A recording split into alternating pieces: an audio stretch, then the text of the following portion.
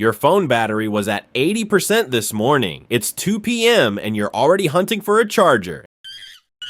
And it's not just today. 6 months ago, your phone easily lasted until midnight. Now it's struggling to reach dinner. Nothing changed. You didn't drop it, didn't get it wet, didn't change any settings. The battery just quietly got worse while you weren't paying attention. Here's exactly why that happens. Every reason your battery dies. Explained from the inside out. Lithium ions. Everything starts here. Your phone battery is a lithium-ion battery, and understanding why it dies starts with understanding what it actually does when it charges. Inside every lithium-ion battery, there are two electrodes, an anode and a cathode, separated by a chemical liquid called an electrolyte. When you charge your phone, lithium ions move from the cathode to the anode and get stored there. When you use your phone, those ions travel back. That movement of ions is what creates the electrical current that powers your screen, your processor, your camera, everything. The battery doesn't store electricity directly. It stores lithium ions, and every time they travel back and forth, small changes happen inside the battery that can never be fully undone. Charge cycles. The first and most unavoidable reason your battery dies is charge cycles. A charge cycle is one complete drainage and recharge of a battery. Draining to 0 and charging back to 100% counts as one cycle. But you can also complete a cycle by using 50%, charging to 100%, and repeating that twice. Every time a battery goes through a charge cycle, small changes occur in its structure. The lithium ions end up getting trapped within the microscopic structure of the electrodes, which means fewer ions can participate in the next charge cycle. Over a long period of time, a significant number of ions become permanently trapped, which reduces the battery's overall capacity and increases its internal resistance. Most smartphone batteries are rated for 500 complete charge cycles before reaching 80% of their original capacity. If you charge your phone once a day, that's roughly 18 months before the degradation becomes noticeable, which is exactly why your 1-year-old phone feels different from your brand new one. The SEI Layer. Inside your battery, something is quietly building up every single time you charge. It is called the Solid Electrolyte Interface Layer, or SEI Layer. It forms on the anode and grows thicker with every charge cycle, consuming lithium ions in the process and reducing the battery's capacity, even when the battery is not in use. This SEI layer forms and thickens over time, impeding ion movement. These processes are all irreversible. Think of it like a slow buildup of residue inside a pipe. The pipe still works, but less water gets through than before. The SEI layer is the primary reason that even a battery you barely use will still degrade over time. Calendar degradation, as researchers call it, simply existing causes the SEI layer to grow. Heat.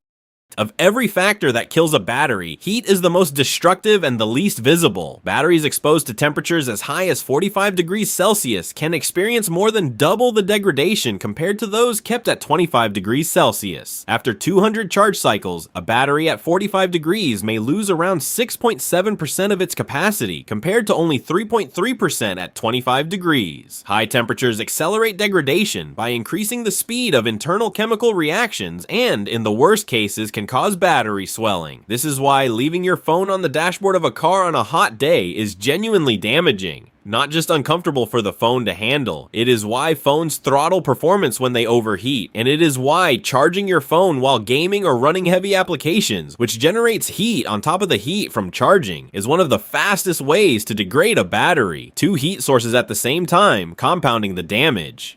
Overcharging and deep discharge. Most people assume that charging to 100% is normal and harmless. Technically, it works. Practically, it accelerates degradation. The smallest capacity loss is achieved by charging a lithium-ion battery to 75% and discharging to 65%. Cycling between 85 and 25% provides a longer service life than charging to 100% and discharging to 50%. High voltages and elevated temperature degrade a battery faster than cycling under normal conditions. This is why Apple introduced an optimized battery charging feature that stops charging at 80% and only tops to 100% just before you typically wake up. It is not a software trick, it is the phone deliberately keeping itself in a lower stress voltage range for as many hours as possible each night. Android manufacturers have added similar features. The phones already know that 100% is harder on the battery than 80%. The question is whether you let them act on that knowledge.